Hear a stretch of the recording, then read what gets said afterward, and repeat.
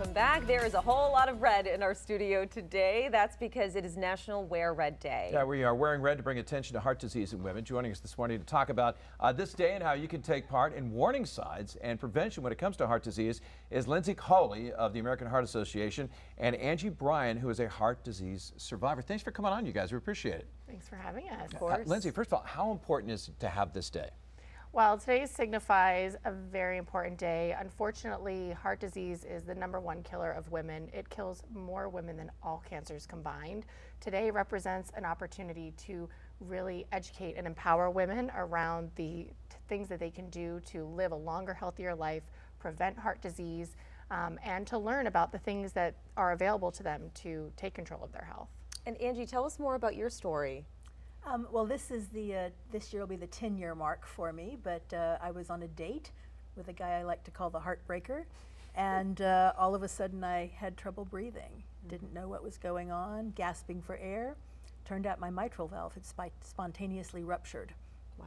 Not something you can prevent, but something I didn't understand the signs of and thought it was something else and didn't seek medical attention immediately like I should have. And I think, Lindsay, that's the big thing is a lot of people don't know the signs and don't know what's going on. Do I have indigestion? Do I have, who knows? Right. And that's so important to know those. And for many years, women really kind of discarded the signs and symptoms, thinking it was more of an issue men would be concerned about. Only in the last few decades have we really highlighted women as facing a serious risk for heart disease. So. And did you realize, looking back in hindsight, that maybe there were some warning signs for this, or? Yes, but I wouldn't have known what they were. I had always thought of it was not a heart attack; it was a ruptured mitral valve. But the lack of being able to breathe, and it felt like something was gurgling. I thought I had pneumonia. Didn't know there's no such thing as sudden onset pneumonia, but now I do.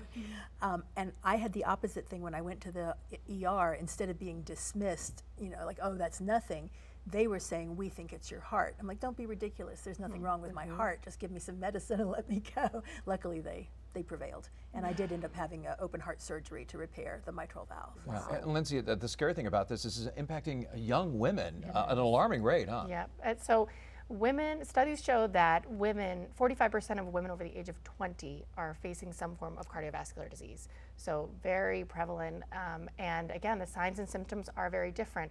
All women, we go through different stages of life, whether it's pregnancy or as we approach menopause, and our bodies change drastically. And during those life stages, our risk for cardiovascular disease changes as well. So we're really trying to empower women again and educate them that really any stage of life you should be aware of the risks that you're facing and take them seriously. Are there preventative measures that we can take? Absolutely. There's all the things that we talk about on a regular basis of having to eat right and exercise, and sometimes it seems so difficult to embrace a healthy lifestyle, but truthfully, when it comes to your heart, living that healthy lifestyle, getting the right amount of exercise, 30 minutes a day, and eating lower sodium diets, ultimately will have a major impact on your heart health. And Angie, how has getting heart disease impacted your life being a survivor? It really made me realize how everything can just be over in an instant, which may sound obvious, but it doesn't feel obvious until it happens to you or someone you love. And the recovery was very, very hard, very difficult and very painful. So while mine was not preventable, I agree with, for the people who have something that is preventable, it's really worth taking those steps because you don't want to have to go through what I went through. It took years to get back to where I was. I know there's still work to be done, but how do you feel like this campaign, has been able to spread the word, and what kind of impact do you feel like it's had so far? I think one of the most important parts of the Go Red for Women campaign is the storytelling and hearing from women like Angie. We have absolutely made huge strides in the last few decades to educate women about the risk they face, things that they can do, empowering them to take action if they feel like something is off. Those stories are so crucial to what we're doing, and here in Maine, this is the 18th year of the Go Red for Women campaign, and we've reached a lot of people. Still much more work to be done, but for sure we're seeing so many more people finding something earlier and taking action earlier and preventing anything significant from happening. Yeah, and, Angie, I'm looking at some of the stats. Before the hospitalization, were you aware that less than half of the women out there, 44%, are aware that cardiovascular disease is their leading cause of death? I certainly wasn't aware of that, not at all. And I understand why people don't, because I was the only young person in the ward. I mean, youngish, I was 47. I was the only female in the ward. And even when I would go to my cardiologist for follow-ups, it was all older men. And so I really did feel isolated, and it wasn't until I came here and got connected to the AHA in Maine that I realized there were a lot of women in my situation, but I'd never met any of them before. And it's been a real sisterhood that we've been able to form. And a lot of people have said to me, well, I went and got checked because of what happened to you. And that means a lot. What would be your final message to women who are watching right now?